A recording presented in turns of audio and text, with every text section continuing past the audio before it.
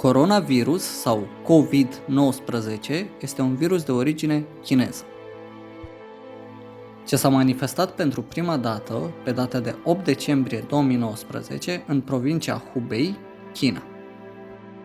Însă primele simptome reale au apărut la aproximativ 2 săptămâni distanță.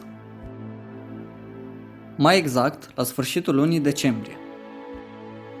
Imediat după ce focarul s-a răspândit, adică pe data de 1 ianuarie 2020, piața de unde a provenit virusul a fost închisă. Această piață este un centru de comercializare a peștelui, cât și a animalelor vii. Imediat după infestare, oamenii au dezvoltat pneumonie fără un motiv clar. Iar vaccinurile sau tratamentele existente împotriva pneumoniei nu au fost eficiente. După toate astea, guvernul chinez a luat măsuri drastice, plasând toate zonele infestate într-o carantină strictă.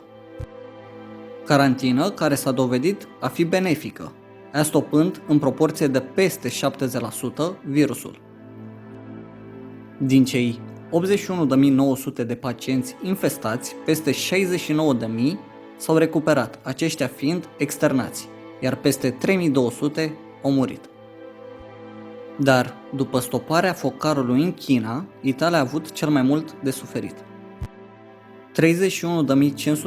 31.506 cazuri confirmate, 2.500 decese și doar 2.940 de pacienți vindecați. Ceea ce nu este tocmai bine. Firește, și zonele infestate ale Italiei au fost puse sub carantină. Însă, din păcate, până în acest moment, virusul nu dă semne prea mari de stopare. Sperăm totuși ca în scurt timp situația din Italia să se îmbunătățească. După Italia, următoarele țări afectate sunt Iran, 17.400 cazuri confirmate, 1.135 decese și 5.710 pacienți vindecați. Spania cu 13.700 cazuri confirmate, 533 de decese, iar 1080 pacienți vindecați.